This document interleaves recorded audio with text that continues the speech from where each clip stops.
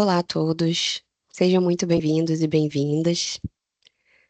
Estamos aqui no momento prévio do nosso workshop, a nossa apresentação, esse webinar que a gente construiu aqui para vocês. Vamos aguardar só 2 minutinhos para terminar de receber quem está aí no lobby, já entrou e saiu, e em breve a gente já começa.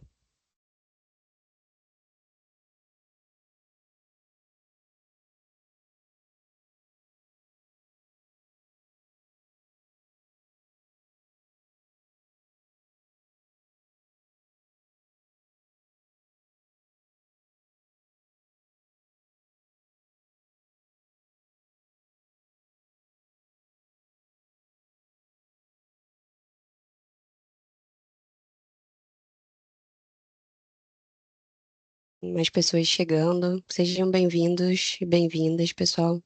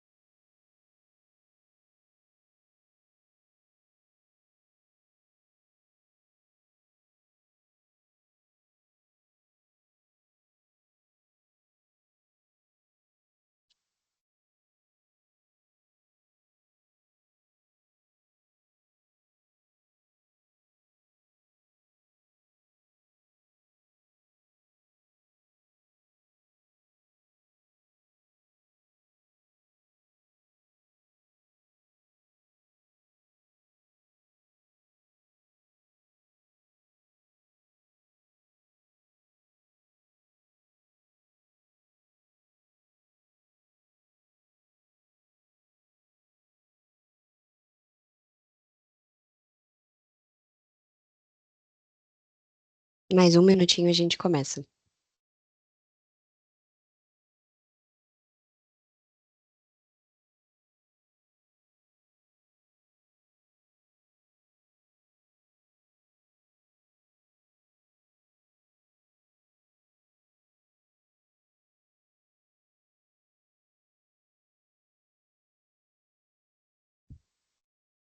Bom, boa tarde a todos e a todas. Sejam muito bem-vindos ao nosso webinar Energias Renováveis na Prática, Eficiência e Armazenamento Sustentável.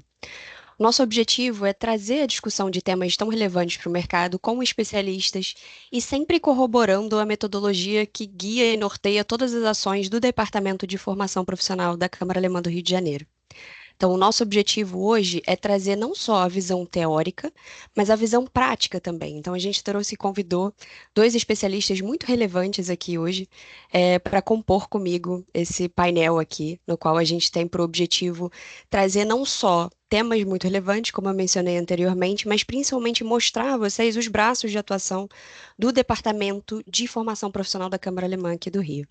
Então, como vocês sabem, né, o nosso foco principal é na transição energética, nas temáticas que vão trazer esses níveis de cooperação e de inovação no mercado brasileiro, e principalmente com foco em capacitações e treinamentos. Então, a gente tem aqui hoje parceiros, né, professores que são do curso da HK também, e o Adalberto, além disso, representa uma empresa que faz parte do quadro de associados da HK. Em breve vocês vão ter um pouquinho mais de acesso a eles, né? Então, hoje a ideia é a gente poder mergulhar aqui hoje nessas discussões e aprender com esses especialistas, e entender como, né, explorar um pouco mais essas estratégias e aplicações práticas que estão moldando o futuro da energia do Brasil. E esses dois pilares essenciais, né, as fontes renováveis, principalmente de forma mais eficiente e integrada nas soluções de armazenamento, que são mais inteligentes e sustentáveis, né? Então, eu queria agradecer imensamente a vocês que estão aqui nos acompanhando hoje nesse finalzinho, né, de expediente, e aos nossos especialistas. Nesse momento, eu gostaria de apresentar, o nosso primeiro parceiro aqui, Samuel Moreira Duartes Santos é engenheiro industrial mecânico formado pelo Cefet de Minas Gerais, com pós-graduação em engenharia de manutenção pela PUC Minas. É certificado CMVP Evo e CEM, né, da EE em 2023. Além disso, é mestre e doutor em ciências térmicas pela UF, no Rio de Janeiro, e acumula experiências em empresas como a Eficientia, da CEMIG, OL, Romo e Servitec. É professor convidado em diversas instituições de ensino, incluindo a UF, PUC Minas, UCP, IPTEC, Mackenzie São Paulo e COP da UFRJ, lecionando em cursos de pós-graduação voltados à eficiência energética, manutenção e geração de energia.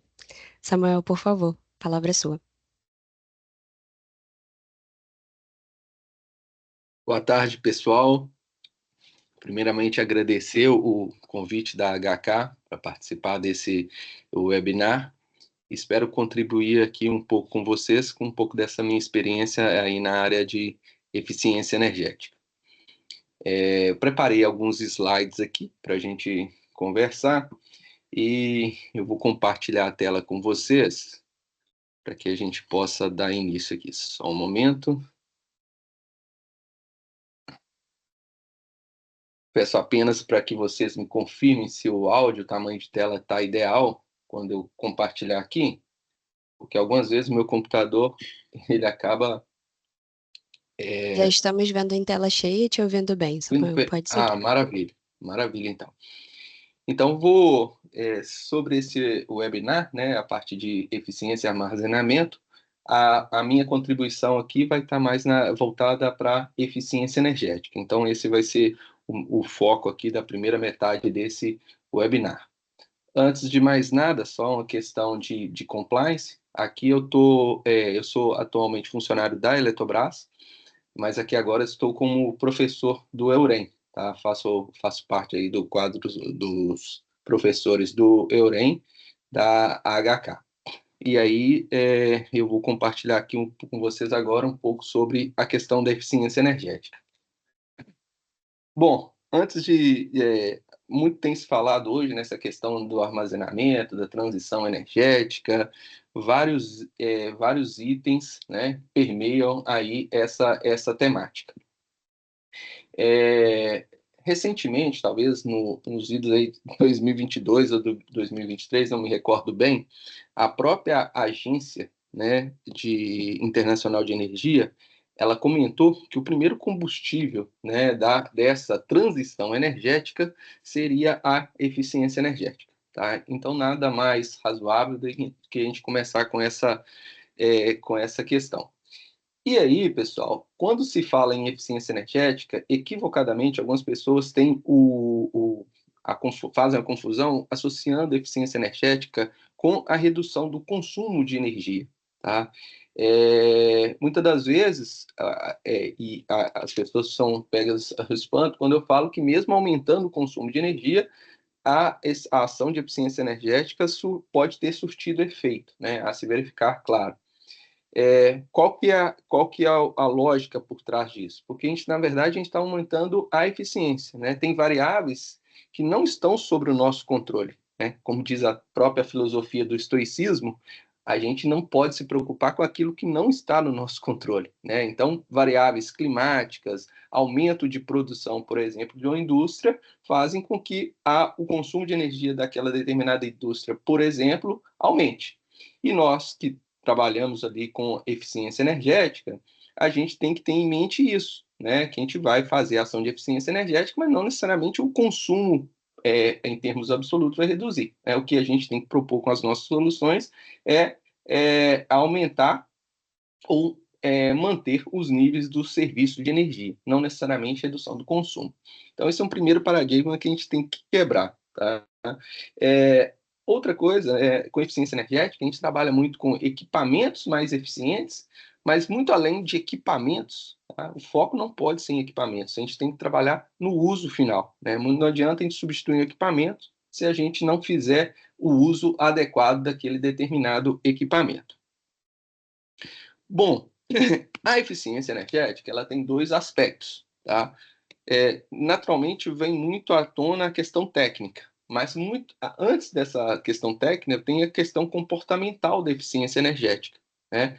Toda e qualquer ação de eficiência energética que a gente for fazer vai passar na mão de um tomador de decisão, e esse tomador de decisão é um ser humano, e como tal, ele tem um aspecto comportamental dele. E aí a gente traz aqui, faz um paralelo com a teoria da economia comportamental, trazendo isso para a eficiência energética. Tá? Vou fazer um paralelo aqui. Não acho que eu estou variando muito, que daqui a pouco a gente vai convergir, tá? Mas lá na economia financeira, né, as ciências econômicas, eles propuseram um exemplo, um experimento no qual um determinado ser humano ele saiu na rua e ele encontrou US$ 100. E naquele dia que ele encontrou US$ 100, ele ficou muito feliz. E aí passou um dia, outro dia ele lembrou, no outro dia ele passou uma semana, ele nem mais lembrava que ele tinha encontrado US$ 100. Aí passou-se o tempo e um determinado dia ele perdeu os mesmos US$ 100, tá? E aquilo doeu muito nele, né?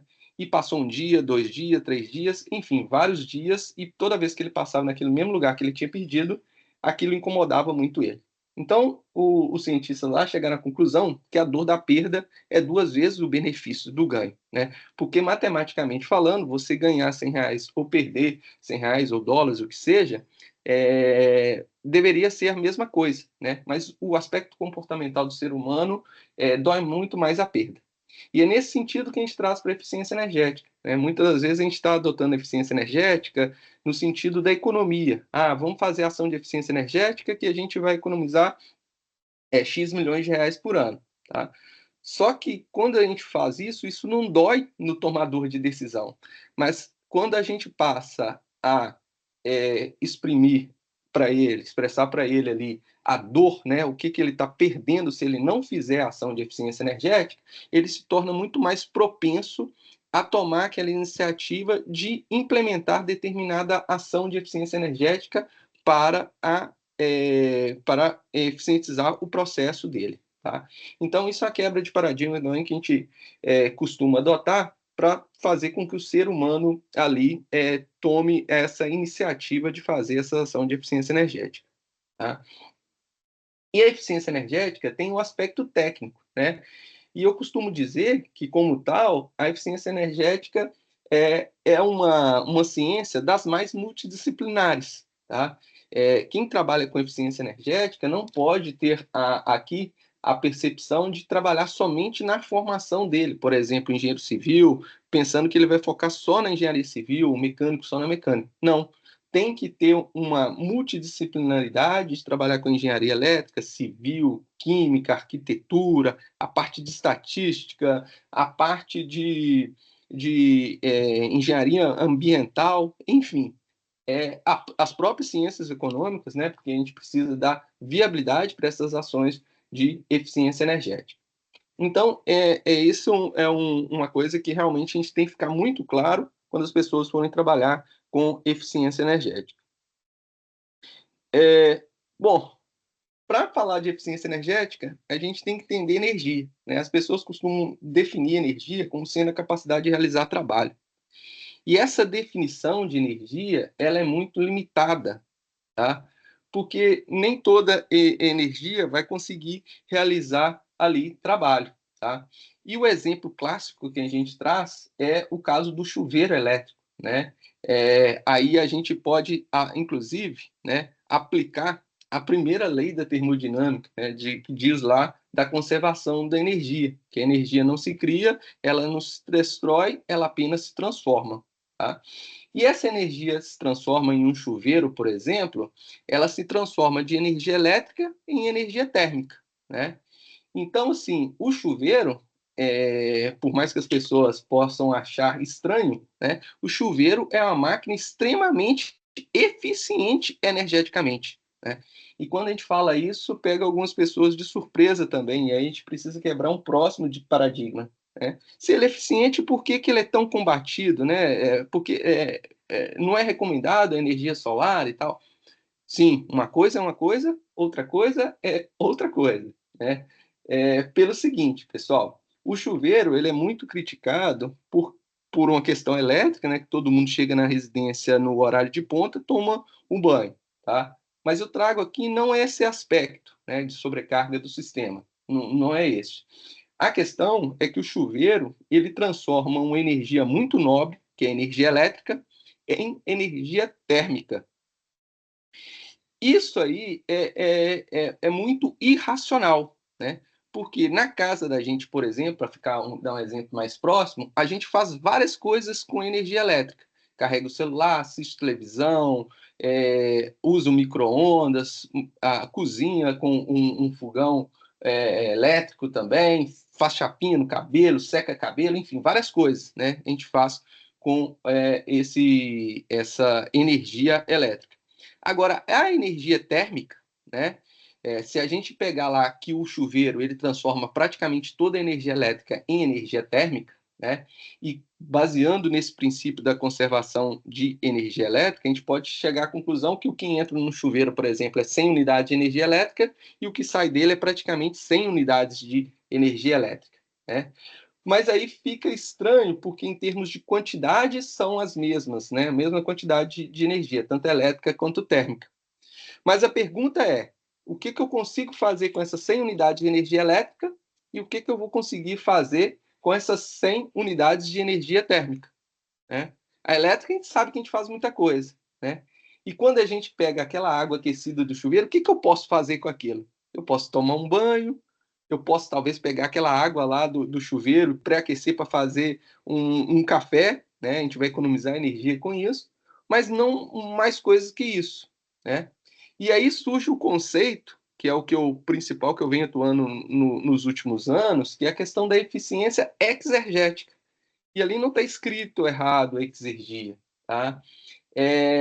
Não, tá? Existe esse termo exergia, e exergia, na verdade, é o trabalho, né? É essa capacidade de produzir trabalho.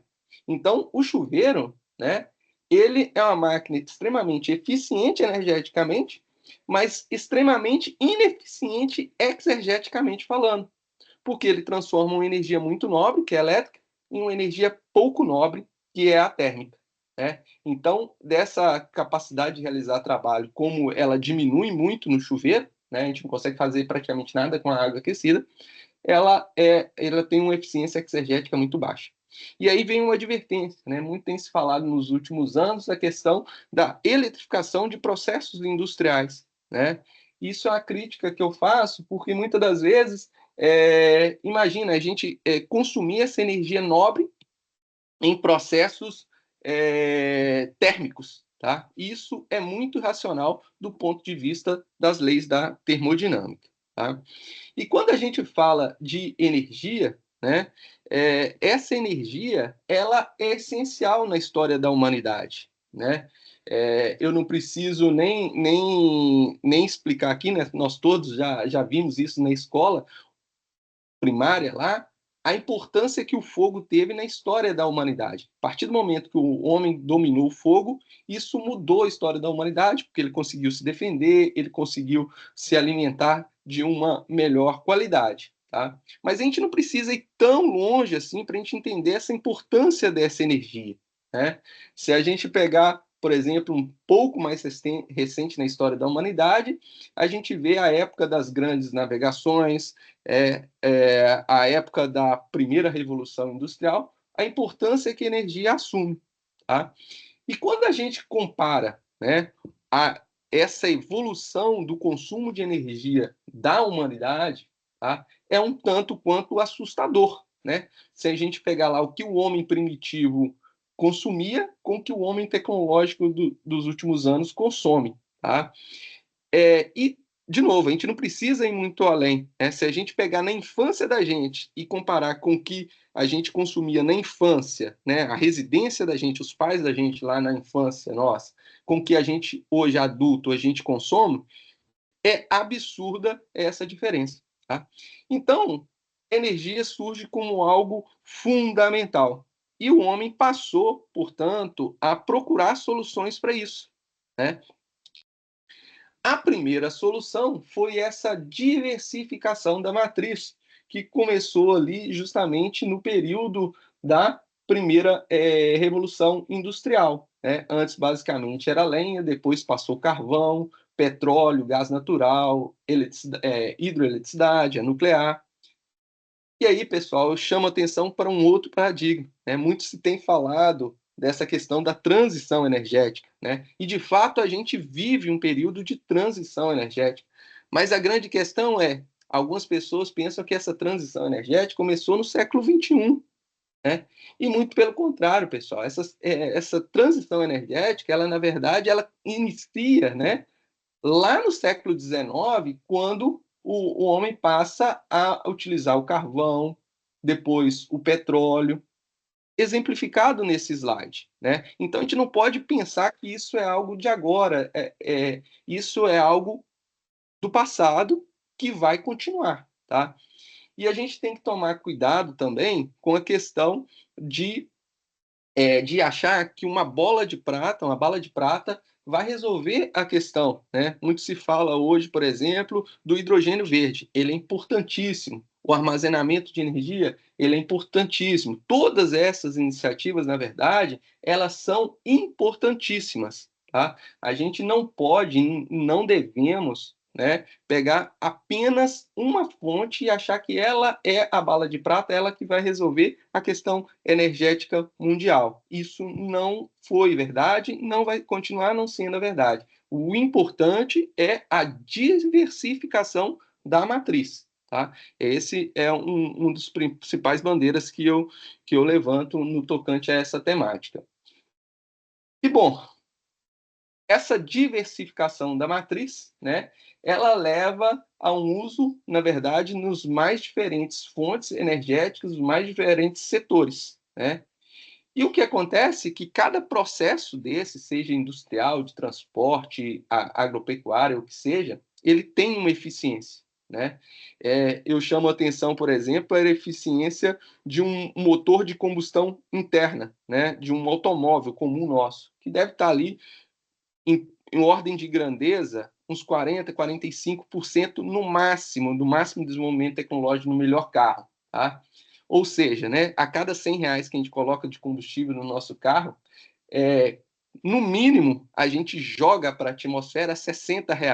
Né? Essas analogias, essas perdas, é que a gente tem que falar quando a gente trabalha com eficiência energética. E, na verdade, é muito mais do que isso, né? Porque esse rendimento do automóvel ele é bem menor do que isso, porque isso eu estou falando só do motor. Tá?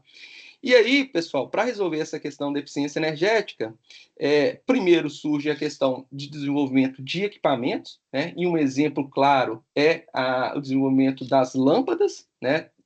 Das incandescentes, né? Que grande parte daquela energia era transformada em calor e não em luz, a eficiência é muito baixa.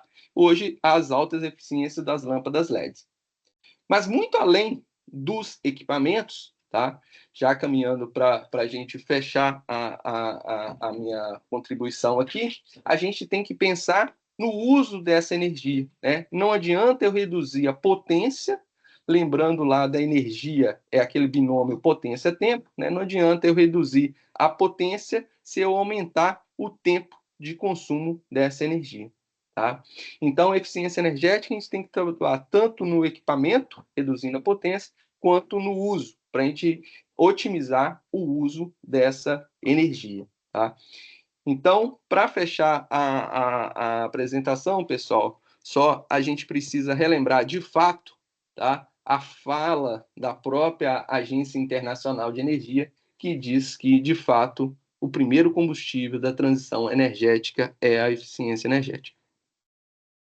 Era isso, pessoal, que eu tinha para apresentar para vocês. O tempo é curto, mas se alguém tiver alguma alguma dúvida, alguma coisa que pensar que eu possa contribuir, eu vou compartilhar aqui no chat e eu posso até deixar em tela aqui para vocês também. Estou abrindo de novo o slide aqui.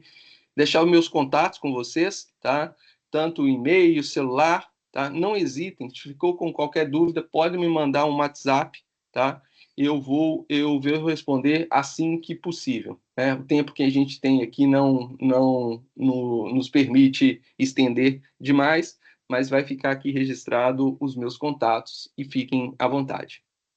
Samuel, muito obrigada pela sua intervenção, a sua contribuição. Para nós é uma honra muito grande, assim, ter você no nosso hub de especialistas, né, HK. Você mencionou que você é um dos nossos professores, isso é super importante. E, inclusive, a ideia nesse momento é eu conseguir fazer uma breve apresentação aqui para vocês, antes de passar a palavra para o Adalberto. É, O Samuel conseguiu fazer esse panorama que traz um pouco a origem da discussão, o tema da eficiência energética, e esse é um tema que permeia os nossos cursos mais técnicos, né? E o motivo pelo qual a gente está fazendo esse webinar hoje é também o fato de que neste mês a gente fecha as inscrições para o curso de Gestão em Energias Renováveis, né? E a ideia de trazer essa análise que o Samuel conseguiu brilhantemente nos apresentar é justamente essa condição que a gente está trazendo aqui para vocês, né? Então, o GENR, ele é um curso que foi criado a partir de uma subprodução da nossa pós-graduação, que é o que o Samuel mencionou no início da fala dele, né?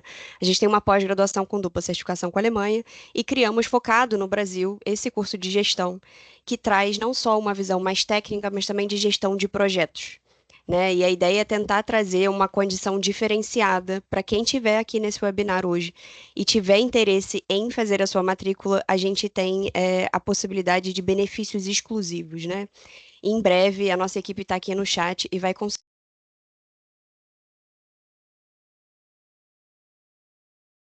Tá no mudo. Como Ficou no fazer esse mudo. contato com vocês, desculpa. Então, a ideia é justamente fazer essa ênfase nesse momento, nesse curso. Ele tem 60 horas de carga horária e uma distribuição de 12 módulos, né?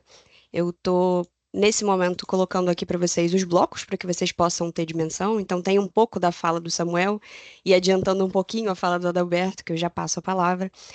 Tentar entender um pouco desde os fundamentos, o mercado, a gestão de projetos, a possibilidade de rentabilidade, olhar para a eficiência financeira desses projetos também. Entender o cenário brasileiro, que é o que a gente fala ali nos blocos 5 e 6. Então, olhar um pouco pelos programas de eficiência energética, pelo comércio de emissões, né, como que a gente rentabiliza isso e consegue linhas de financiamento, e depois focar exclusivamente nas fontes. Né? E aí, esse é o objetivo final. Eu comecei aqui nesse slide para vocês. Em breve, a nossa equipe vai trazer aqui essas informações mais diretas no chat. Além disso, o contato com os especialistas, obviamente. Né? Nesse momento, eu queria apresentar para vocês o nosso segundo especialista. É, Adalberto Júnior é pesquisador no Centro de Tecnologias de Hidrogênio da Fundação Parque Tecnológico Itaipu, Brasil, Itaipu Parktec. É doutorando pela Universidade da Integração Latino-Americana, UNILA, com foco em eletrólise, né, um dos mecanismos mais investidos atualmente no que a gente tem de tecnologia. Mestre em Físico-Química e graduado em Química, atua atualmente na área de eletroquímica com experiência em pesquisa e desenvolvimento de sistemas eletroquímicos para eletrólise, armazenamento de hidrogênio em hidretos metálicos, produção de baterias de níquel-sódio e aplicação de baterias em segunda vida, níquel-sódio, níquel-cádmio e íons de lítio, para usos estacionários. Então, nesse momento, a ideia é que a contribuição do Adalberto seja o lado diametralmente oposto no qual a gente constrói as metodologias aqui da HK. E, Adalberto, a palavra é sua. A gente está ansioso para ouvir um pouco de como o Itaipu Parktec traz aí a sua contribuição. Perfeito, muito obrigado pela apresentação, Natasha.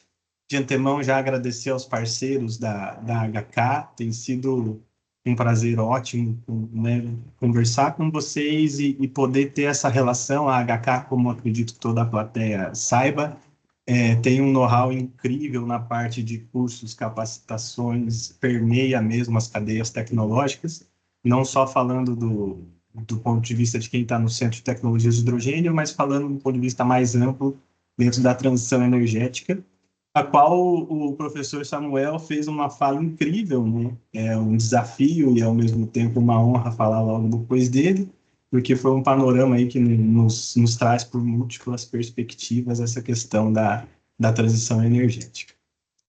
Então, sem mais delongas, eu compartilho aqui a tela com vocês. Como a Natasha bem me apresentou, eu sou pesquisador do Itaipu Parktec. Né, agradeço novamente o convite. A gente vai tratar de algumas iniciativas que o parque tem realizado dentro dessas temáticas de eficiência e armazenamento sustentável. Vou tentar ser bastante breve para a gente poder valorizar a participação de todos que estão aqui na sala. Mas primeiro eu gostaria de apresentar institucionalmente para quem não nos conhece, né? Nós estamos aí na tríplice fronteira, na cidade de Foz do Iguaçu. A cidade é muito conhecida pelas cataratas e pelo Itaipu Nacional. Nós somos uma fundação de Itaipu, privada sem fins lucrativos. Nossa visão é ter um ecossistema vibrante, oportunidades, referência em pesquisa, inovação, empreendedorismo, soluções e tecnologias. E nossa missão, transformar conhecimento, inovação em bem-estar social. Essa vista aérea é onde o parque tem a maior parte das suas iniciativas. Antigamente era o espaço dos barrageiros, né, do pessoal que construiu a usina de Itaipu. Ele foi modernizado e preparado para receber uma série de laboratórios. Recebeu o que nós chamamos de ecossistema. E por que nós chamamos esse local de ecossistema? Porque nós temos aqui empresas, desde startup a grandes empresas. Nós temos 3 universidades, sendo 2 federais e uma estadual. E nós temos a nossa instituição de ciência e tecnologia, que compõe hoje essa estrutura de mais de 8 mil pessoas, de mais de 90 laboratórios. Então, a gente consegue, aqui dentro, permear a tríplice hélice, trazer setores da empresa, trazer setores da sociedade, trazer setores industriais, de universidades, e desse modo a gente promove os níveis de maturidade tecnológica e os níveis de maturidade comercial de soluções. A gente faz isso por meio dos nossos centros de competência. Desses centros de competência que estão aí, né, ciência e educação, arquitetura, turismo, tecnologias aplicadas, soluções de barragem e estes outros, eu quero destacar o trabalho aqui de 2 centros que têm maior adesão à temática de interesse hoje, que é o Centro de Gestão Energética e o Centro de Tecnologias de Hidrogênio. Falando um pouquinho da gestão energética que nós fazemos aqui no Itaipu ParkTech, nós temos como expertise descentralização de energia, descarbonização de energia, por meio da integração de sistemas energéticos, aquela fala do Samuel de que não existe bala de prata, que a gente tem que fazer uma análise considerando todas as tecnologias disponíveis. Então, nós trabalhamos em vários arranjos híbridos, nós trabalhamos em sistemas on e off-grid, trabalhamos forte o conceito de micro-redes, trabalhamos também em sistema de gerenciamento de energia. A gente tem uma expertise aqui dentro, tanto na parte de desenvolvimento de soluções a nível de hardware, quanto a nível de software. Nosso trabalho é muito forte em baterias, pensando soluções híbridas e pensando segunda vida de baterias. Com relação à segunda vida, eu gosto sempre de fazer um comentário adicional, porque a gente, quando trabalha com baterias, pensando no senso comum, nós temos contato com pilhas, né, que são sistemas eletroquímicos não carregáveis, assim, de modo geral, e temos contato com baterias, que são sistemas que carregam e descarregam nos nossos smartphones, no nosso carro, nós temos a bateria para o motor de arranque. E agora, de uns anos para cá, a gente enxerga na nossa sociedade cada vez mais a adesão de veículos elétricos. E assim como o Samuel fez um trabalho nessa primeira parte de desmistificar algumas questões em termos de eficiência energética, eu gosto de desmistificar questões em termos da bateria do veículo elétrico. Porque há um medo numa parcela da população de que eu vou comprar um carro com uma bateria, essa bateria vai estragar, e o que eu vou fazer com essa bateria? Né? Nós trabalhamos aqui com segunda vida de bateria, que é uma estratégia dentro de uma economia circular. O que eu quero dizer com isso? Quando você está com o seu carro, a sua bateria do seu carro, você vai trocá-la, quem vai trocar essa bateria para você vai ficar com ela. Eles trocam a base de troca. E quando não é a base de troca, é mais caro, inclusive. Porque essa bateria dos carros a combustão de hoje, ela tem um valor comercial, ela entra numa logística em que o Brasil aproveita 99% do chumbo por reciclagem. Ou seja, a bateria velha vira material para baterias novas. Essa mesma lógica pode e vai ser aplicada às baterias dos veículos elétricos, só que antes da reciclagem vem a segunda vida para sistemas estacionários. Então, o uso de veículos elétricos, o acelerar, o frear, te dá uma demanda de potência bastante variável. Isso faz com que, à medida de alguns anos, de 8 a 10 anos, essa bateria perca desempenho. e tenha lá 80% da capacidade que ela tinha quando era nova. Ah, eu vou tirar essa bateria, jogar fora e perder todo o valor do carro. Não, você pode colocar uma nova bateria nesse carro e essa bateria pode compor um sistema, seja uma solução híbrida, pode compor um sistema de armazenamento, um Powerwall, né? Aí nós temos uma série de conceitos. Nós temos, por exemplo, o V2G, que é o veículo para rede, no qual esse veículo pode virar um sistema de backup de uma casa, por exemplo. Então, uma das partes que nós trabalhamos é justamente estudar esses modelos de negócio e aplicar esses modelos de negócio. Então, aqui a gente tem um ambiente de validação experimental de tecnologias. A gente faz, a gente prova o conceito, nós navegamos nos níveis de maturidade tecnológica até a etapa de demonstração das tecnologias. Né? E aqui nós temos alguns exemplos do que já fizemos. Então, já instalamos vários sistemas com baterias de sódio e bateria de lítio. Temos uma grande expertise na equipe com essas tecnologias. Além disso, baterias de chumbo ácido, sistemas de hidrogênio de baixa emissão de carbono, sistemas de motogeradores, supercapacitores, dentro daquele conceito de que, a depender do seu negócio, do seu modelo de negócio, a solução ideal para você vai estar no hidrogênio ou não, vai estar no motogerador, vai estar na bateria de lítio. A gente consegue pensar arranjos frente a estudos de viabilidade técnica, econômica e ambiental. Nós já instalamos microrredes com soluções customizadas para áreas isoladas. Destaco aqui 2 projetos que são muito interessantes e extremamente desafiadores. Um na ilha de Trindade, que é a ilha mais a leste do Brasil. Então, teve toda uma dificuldade logística para levar para lá, instalar e fazer funcionar o sistema fotovoltaico e a bateria. Né? E também a instalação de sistemas isolados em regiões ribeirinhas da bacia amazônica, nos quais o Sistema Integrado Nacional não chega, e nós instalamos lá também sistema associando tecnologia de baterias com sistemas fotovoltaicos. E isso nos permite, temos aí mais de 10 anos fazendo P&D, tanto na parte de gestão energética, quanto na parte de soluções eletroquímicas. E aí, outra das formas, né, de armazenar energia que tem sido muito falada, muito discutida, que há muito interesse, é com relação às tecnologias de hidrogênio. Da onde que surge esse interesse? Por que que todo mundo começou a tracionar hidrogênio? Porque hidrogênio pode ser usado como combustível, igual gasolina, igual diesel, um combustível de fato. Só que a diferença de outros combustíveis, a maioria dos outros combustíveis carrega junto átomos de carbono que, quando são queimados, vão gerar CO2. O hidrogênio, por ser só hidrogênio, por ser só o H, quando ele é queimado, e aí pode pensar mesmo numa queima tipo motor de combustão, ele vai gerar como resíduo vapor de água. Então, o fato dele não carregar um carbono na sua estrutura, serem apenas átomos de hidrogênio, faz com que ele não gere CO2, né? Então, essa é uma vantagem muito interessante. Por mais que eu esteja aqui simplificando a linguagem, né, tem formas de conversão mais elaboradas, de nós pegarmos a energia química do hidrogênio e converter em energia elétrica, por exemplo. E aí a gente consegue fazer isso por meio de células a combustível, com uma eficiência lá da ordem de 50%, né? Mas só 50%?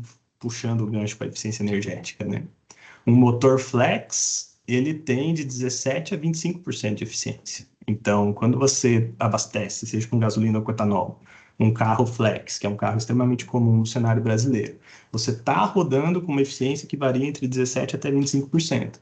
Então, quando a gente está falando de converter energia química do combustível para energia elétrica, né, ou para energia, ou para trabalho, né, como o professor bem falou, para a gente mover um objeto, 50% é um número interessante, ainda que no primeiro momento pode ser, não, eu quero 100% de conversão. Pois 100% é impossível, há sistemas muitíssimo eficientes, a bateria é um sistema muito eficiente de conversão, mas a depender do cenário, a depender do tamanho, a depender da disponibilidade energética, né, o hidrogênio faz sentido. Então, aqui dentro daquele conceito que eu comentei para vocês, que a gente vai desde o estudo da capacitação e vai até a demonstração do negócio funcionando, é que nós temos essa plataforma de desenvolvimento de testes e validações. Então, hoje nós temos essa estrutura que está aqui em verde, ela está passando esse ano por uma ampliação, que está aqui destacada em azul, E da nossa estrutura atual, né, a gente aproveita tanto a energia da usina hidrelétrica de Itaipu, quanto a energia solar e energia de banco de bateria. E nós integramos numa planta de hidrogênio, de tecnologia alcalina, que nós temos aqui dentro do galpão hoje duas plantas. Fazemos o monitoramento, a equipe desenvolveu o que nós chamamos de extrasensoriamento, porque o nosso intuito não é produzir hidrogênio 24/7 para vender hidrogênio num quilo competitivo. Nosso intuito é maior, é dominar a cadeia tecnológica do hidrogênio, da produção e da aplicação. Essa planta começou a gerar hidrogênio aqui no Itaipu ParkTech em 2014. De 2014 até hoje, a equipe ganhou uma bagagem bastante sólida em produção e armazenamento de hidrogênio. Essa nossa ampliação, ela faz parte da nossa estratégia de explorar melhor as aplicações da cadeia de hidrogênio. A gente já sabe produzir, a gente já sabe armazenar, a gente já tem experiência, inclusive, dando cursos para o setor elétrico sobre produção e armazenamento, foi uma experiência ótima. E agora a gente tem que validar aplicações, né? E depois, na sequência, eu comento um pouco a respeito disso. A gente tem aqui a conversão de célula a combustível, nós temos a estação solarimétrica, que é importante para a gente poder ter dados reais do que está acontecendo aqui, né, na nossa usina solar. Armazenamos hidrogênio até 350 bar. Estamos agora trabalhando também com armazenamento de estado sólido de hidrogênio, para não precisar trabalhar com pressões tão altas e ter a mesma quantidade de hidrogênio armazenada no mesmo espaço, vamos dizer assim. E aí, indo um pouco para a parte de aplicações, né, eu prometo que eu vou desmistificar cada uma dessas figurinhas aqui. Aqui nós temos um desenho. Esse barco ele já está pronto na parte de casco. Estamos atualmente com a equipe fazendo a parte de integração. É um barco que vai estar na COP30. Talvez alguns de vocês já tenham visto alguma notícia a respeito. Nós montamos esse barco como solução de descarbonização para Belém, né? Belém, lá no estado do Pará, é uma capital que tem uma característica muito peculiar de a maior parte de ser um conjunto, né? Um conjunto, se não me falha a memória, de 32 ilhas, algo assim. E aí eles têm um problema vinculado ao tratamento de resíduo sólido urbano, porque as ilhas geram esse resíduo e como é que é feita a coleta? O Itaipu ParkTech, em um dos seus centros de competência, ele trabalha justamente a coleta seletiva, como você separa, como você recolhe, e nesse contexto nós colocamos um barco a hidrogênio, porque o barco fica silencioso, o barco fica não poluente, e esse barco, esse primeiro protótipo de demonstração, ele vai ter uma carga útil de 7 toneladas. Então, a gente vai conseguir, na metodologia do parque, consolidada já em mais de 200 municípios do país, dentro dessa metodologia, nós inserimos essa embarcação, que nos deu um know-how, né, está nos dando um know-how prático muito grande em sistema de mobilidade, né? Aqui nós temos as duas plantas de produção de hidrogênio alcalina que nós temos hoje instalada. Nós temos não só dessa nossa planta, mas de outras plantas de parceiro, nós fizemos toda a modelagem 2D e 3D da planta, para poder mostrar e entender os processos. Esse aqui, para quem não conhece, é o que o pessoal costuma chamar de o coração do hidrogênio de eletrólise, que é o eletrolisador. É onde você produz o hidrogênio efetivamente. Esse é um sistema de armazenamento em estado sólido. É muito legal para quem é da área já olhar esse tipo de imagem, porque aqui cabem 45 quilos de hidrogênio. E quem já sabe o espaço, e esse é um container de 6 metros, né, de 20 pés. Quem já sabe o espaço que ocupa 45 quilos de hidrogênio a 300 bar, percebe que esse sistema de estado sólido é extremamente compacto para armazenamento de hidrogênio. Nós temos aqui outras iniciativas, né? Nós temos um arranjo que foi feito muito maior do que o nosso. Fizemos em parceria com uma empresa lá em Minas Gerais, divisa com Goiás, no qual o arranjo deles também é usina hidrelétrica de energia, usina fotovoltaica, geração de hidrogênio por eletrólise, sistema de despacho dessa energia via célula combustível. E a nossa expertise na nossa planta aqui, que tem capacidade de 1 kg de hidrogênio por hora, a gente conseguiu transferir para lá, cuja capacidade é 6 vezes maior. Mas o know-how que nós ganhamos aqui em operação, manutenção e segurança operacional nos permitiu apoiar e comissionar essa iniciativa lá. Então, dentro do nosso então, das nossas atuações, né, eu gostaria, por fim, de destacar essa parte de análise de treinamentos, que é onde nós temos aí muita adesão com uma parte do trabalho da Natasha e da equipe lá da HK Rio. Nós fazemos estudos de viabilidade técnica e econômica, nós fazemos análise dos processos Power to X, utilizando o hidrogênio como molécula plataforma, né? Na maioria dos cenários, você gastar energia elétrica, que é uma energia nobre, como o Samuel bem destacou, para gerar hidrogênio, para depois gerar energia elétrica, você não tem uma viabilidade econômica evidente.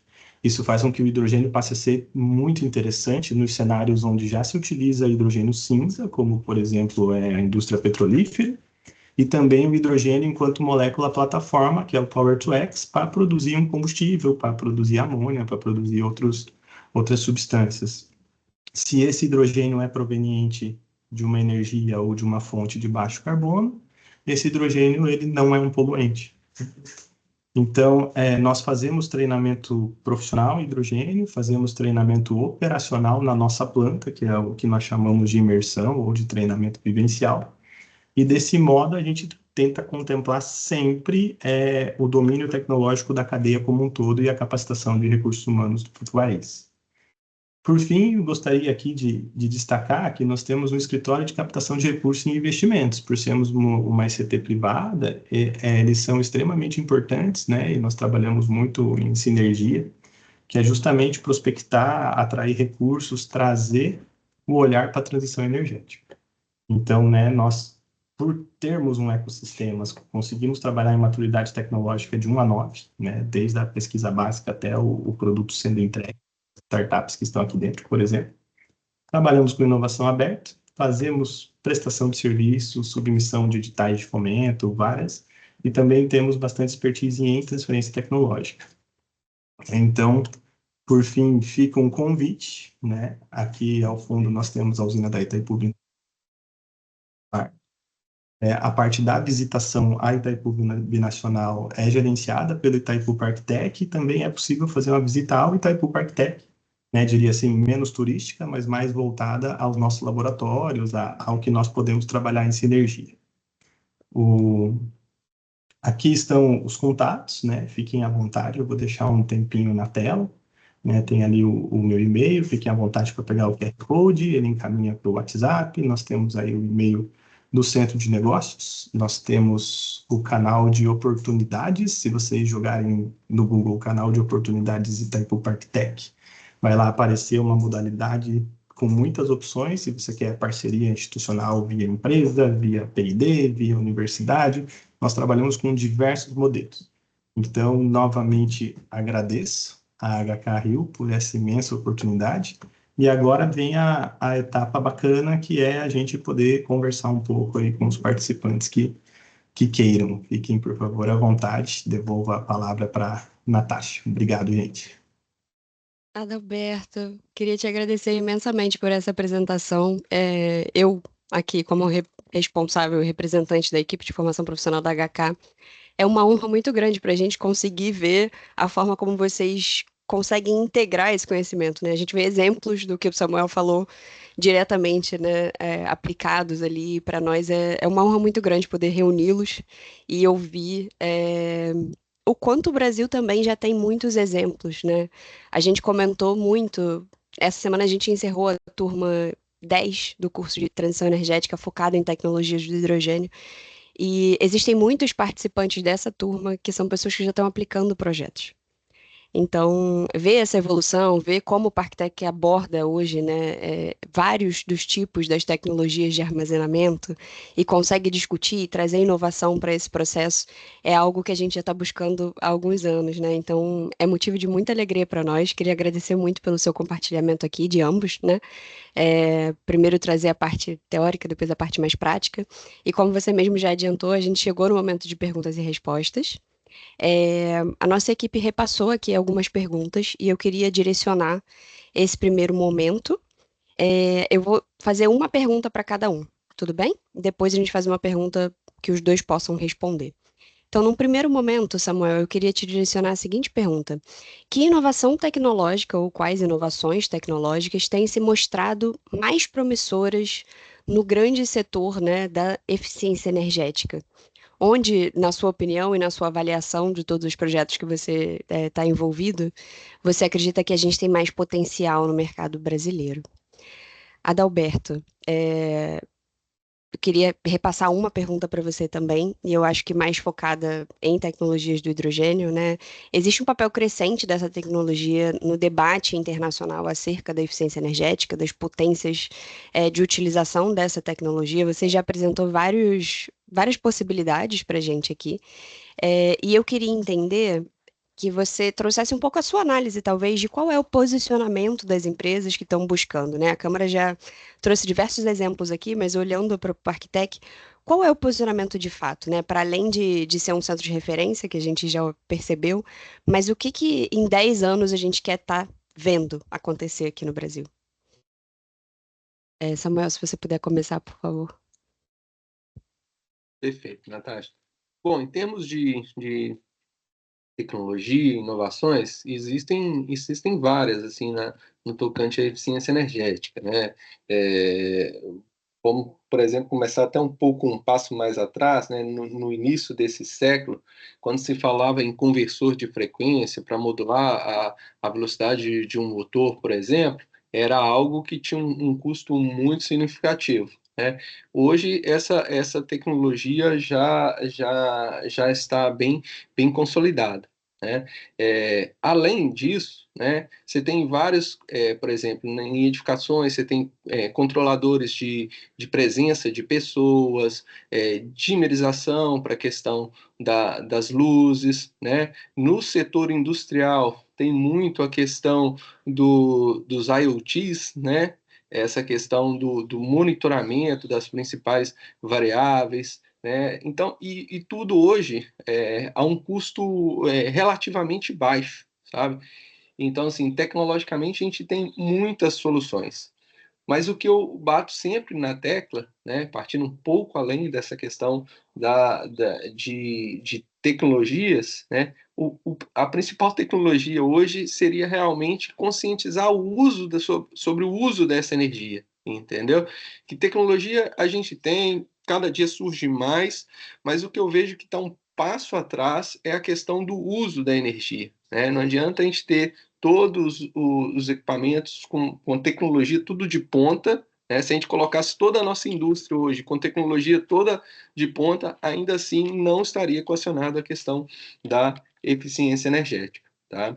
Então, eu acho que seria mais ou menos nessa linha a minha resposta. Obrigada, Samuel. É um convite à reflexão mesmo, né? Se a gente tiver também um pensamento um pouco mais crítico em relação a isso, a gente consegue observar essas falhas e tentar buscar nessas falhas as nossas respostas, né? Acredito que a hora que a gente Na, conseguir. na própria residência da gente, né? A gente não precisa ir muito Exato. longe, né? A gente troca lâmpada, a gente sempre compra uma lâmpada LED. Você não precisa pedir para a população comprar uma lâmpada LED, né? Todo mundo hoje, aquele que tem o mínimo recurso, ele vai lá e compra uma lâmpada LED porque sabe que tecnologicamente ela é a mais de ponta. Mas a grande pergunta é, será se esse carinha que comprou essa lâmpada LED, ele não deixa ela ligada sem necessidade, né? Então, assim, é só uma reflexão que a gente tem que fazer. Obrigada, Samuel. Adalberto. Eu achei perfeita a colocação do Samuel, independente da tecnologia, a conscientização das pessoas é o caminho que solidifica a mudança, né? Acho ótimo, assim. E indo à pergunta da Natasha, né? O desafio é grande, né? No horizonte de 10 anos, né? A gente está aí para ver que, a depender da geopolítica, todas as nossas linhas de tendência podem ir para um lado ou para o outro muito rapidamente. Mas o que eu vejo, assim, com relação a tecnologias do hidrogênio, é que o Brasil tem um potencial gigante se fizer hidrogênio à brasileira. O que eu quero dizer né, com isso especificamente? A gente tem uma matriz elétrica extremamente renovável, acima de 85% renovável e só aumentando. A gente tem uma matriz energética renovável, bastante renovável, né? O 48%, enquanto o mundo está em torno de 10, 15%. Ou seja, de modo geral, a gente já trabalha com uma energia limpa. Isso é uma vantagem muito grande. O nosso governo, em todas as esferas, ele está preocupado com isso, ele tem consolidado essas questões, por exemplo, do mercado de carbono, que é importantíssimo para valorizar o fato de nós estarmos trabalhando com energia limpa, né? Dos compromissos que foram traçados, seja para 2030, para 2050, de net zero, né? Net zero, eu acredito que todos aqui tenham costume com esse termo, mas é a gente conseguir manter o saldo zero de carbono, ou seja, todo o CO2 que a gente joga para a atmosfera, em algum momento a gente recolheu de tal forma que a gente não aumente o CO2 equivalente. Então, o Brasil tem um caminho muito promissor, a meu entender, fazendo a valorização da biomassa. A gente gera muita biomassa, né? Quando você fala com qualquer pessoa, com qualquer estrangeiro, o Brasil é o celeiro do mundo, o Brasil é fornecedor de comida, né? Isso, e de fato, nós somos de fato produtores de muitos alimentos em muita quantidade, o que gera muita biomassa residual. Essa biomassa residual pode ser aproveitada dentro da cadeia do hidrogênio. Então, há muitos estudos, e nós aqui, enquanto Itaipu Parktech, já fizemos muitos estudos em hidrogênio eletrolítico. Ele é importante, ele tem uma maturidade comercial já alta, ao mesmo tempo que o potencial brasileiro para valorização da biomassa, para geração de hidrogênio com essa biomassa residual, é onde, num cenário de curto prazo, torna o nosso hidrogênio extremamente competitivo. Então, enquanto o mundo inteiro está vendo assim, como é que eu vou deixar o hidrogênio competitivo? Alguns países do mundo já estão falando, acho que eu não vou conseguir deixar ainda. Nós temos uma possibilidade muito grande de deixá-lo competitivo, valorizando a biomassa. Nós temos uma utilização imensa do hidrogênio dentro do nosso mercado nacional. Se você olha as refinarias de petróleo, se você olha a Petrobras reabrindo as fábricas de amônia, esses processos onde já se utiliza o hidrogênio cinza, a gente associar hidrogênio renovável da biomassa, ou hidrogênio eletrolítico verde, né, de baixa emissão de carbono, a gente associar esse hidrogênio a esses processos que já estão em andamento, você coloca uma indústria verde, um mercado de carbono consolidado, você gera valor nesse produto verde. Então, aquela fala de podemos fazer amônia verde? Sim, podemos, acho que devemos. A gente usa muito amônia, né? Usa muito fertilizante, né? A base nitrogenada, que não é necessariamente o uso direto da amônia. Mas, então, essa linha faz muito sentido para o Brasil. Já a linha de produzir para exportar, eu diria que é uma linha perigosa. A linha para você entrar em sistemas que já são eficientes com a cadeia do hidrogênio, já aí nossos estudos de viabilidade econômica mostram que o payback pode ser muito longo. Então, assim, tentando acertar para um cenário de 10 anos, valorizar a biomassa, descarbonizar o hidrogênio cinza, descentralizar as produções, porque carregar o hidrogênio para longas distâncias torna o desafio econômico muito grande. Então, eu iria por essas linhas, né? Nesse chute elegante que eu fui desafiado a fazer. Ué, mas a gente só pode desafiar quem está no mercado. Quem não está, a gente não consegue. Adalberto, muito obrigada pela sua intervenção. É sempre, como eu digo, a gente fica ansioso para ouvir essas novidades, assim, e principalmente a forma como vocês estão enxergando o mercado. Isso é muito valioso, não só pela percepção geral, mas para que a gente tenha também o norte, né, de como conduzir o compartilhamento desses conhecimentos com todas essas pessoas que estão interessadas e sempre buscando a HK para obter essas novas informações.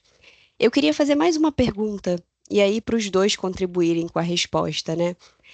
Quando toda a nossa discussão aqui, a apresentação de vocês, traz a eficiência energética e as soluções de armazenamento com ênfase numa exigência tecnológica muito grande, né? E quando a gente olha para o potencial de mercado brasileiro, considerando inclusive a evolução demográfica que a gente está vivendo, como vocês enxergam a relação, é uma pergunta com dois pilares, né? Como vocês enxergam a relação da qualificação da nossa mão de obra com a importância dessa exigência que o mercado vem tendo, né? E nessas projeções que a gente tem de integração dos nossos circuitos já industriais para o acoplamento dessas novas tecnologias?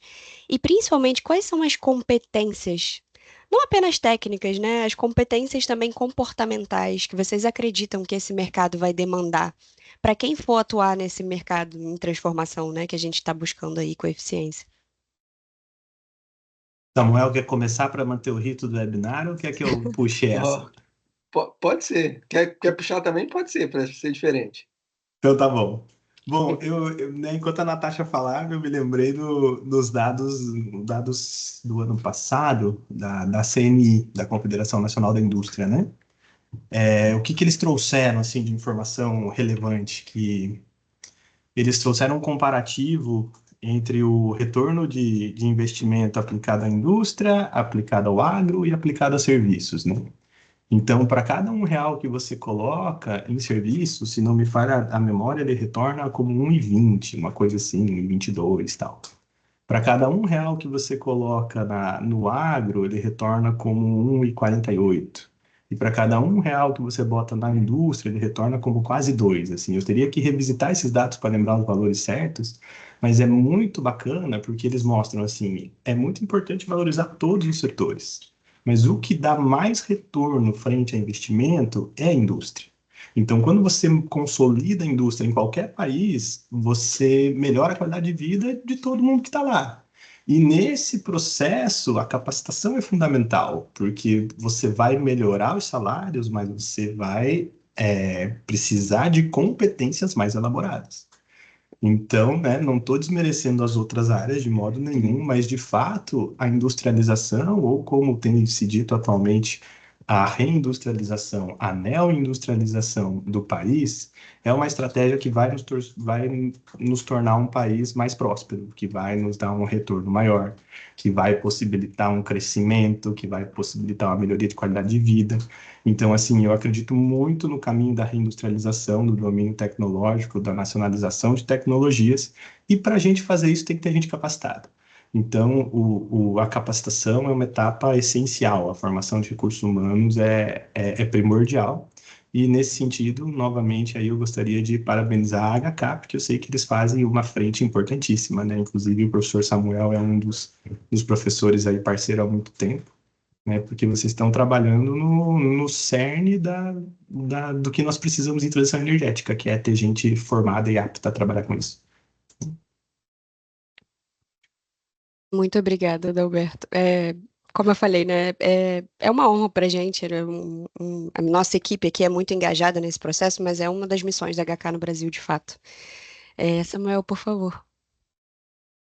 Indo nessa lógica aí do setor industrial, né, a minha resposta vai muito convergindo aí com a resposta do Adalberto, né? Quando se fala em eficiência energética, né, a gente tem que atuar nos principais consumidores de energia e nos principais potenciais dessa energia, né? E em ambos, a indústria está à frente desse processo, né? Diversos estudos já apontaram isso, né? Um estudo, inclusive, da CNI, lá de 2010, em parceria com a Eletrobras, o estudo mais recente, 2022, se não me falha a memória, do Procel, que é o PDEF, o Plano Decenal de Eficiência Energética, indicava que realmente o potencial está no setor industrial, a grande fatia dessa pizza. Mas o que eu queria chamar a atenção aqui é que dessa pizza de potencial de eficiência energética, que é grande parte dela é indústria, dentro da indústria, 82% desse potencial está em sistemas térmicos. Isso chama muita atenção, pessoal, porque o Brasil, por questões que não vale a pena entrar no momento, ele acabou se dedicando grande parte dessa atenção para a eficiência energética para o uso da eletricidade e deixou um pouco de lado essa questão do uso dos sistemas térmicos. Só que a gente está no momento de transição energética, de redução dos gases de efeito estufa, e a gente não vai atingir essas metas climáticas se a gente não focar na parte térmica. E por que isso tem tudo a ver? Justamente porque essa questão que o foco que o país deu à questão da eficiência energética do uso da eletricidade, hoje a gente tem profissionais em quantidade e em qualidade, eu diria, suficiente para atuar nessa área. Só que quando a gente pega sistemas térmicos, eficiência energética em sistemas térmicos, infelizmente eu posso contar praticamente com os dedos das mãos, entendeu? Profissionais que atuam de fato no setor industrial, consultores especializados nessa área. Então, a gente precisa realmente dar uma atenção especial a essa questão da eficiência energética em sistemas térmicos. E a gente precisa realmente capacitar profissionais para atuar com isso. Muito obrigada, Samuel. Bom, gente, a gente está finalizando e mais uma vez eu queria agradecer. É difícil encontrar palavras aqui, porque a gente sabe que a agenda de vocês é muito complicada e pegar vocês assim no meio do dia. Então, eu queria agradecer mais uma vez pela disponibilidade de vocês. Eu queria agradecer muito a presença aqui de todos os presentes. É um público extremamente qualificado e focado no tema de armazenamento, eficiência energética. Como eu falei ali no meio da palestra, vocês vão ter uma condição exclusiva para as formações da HK Rio. A nossa equipe vai entrar em contato com cada um de vocês após esse evento, para que vocês possam ter acesso não apenas a essa condição, mas também a fazer parte do clube de benefícios da HK Rio, né, a possibilidade de fazer parte da nossa rede Alumni. Então, em breve vocês vão receber um e-mail de contato nosso e a ideia é que vocês possam ter acesso às formações tanto de hidrogênio quanto de gestão em energias renováveis. Samuel e Adalberto, mais uma vez, muito obrigada. É uma honra poder contar com vocês no nosso hub. Tenham uma ótima tarde e em breve a gente entra em contato com vocês novamente, gente. Valeu, pessoal. Um abraço. Tchau, Muito tchau. obrigado. Tchau.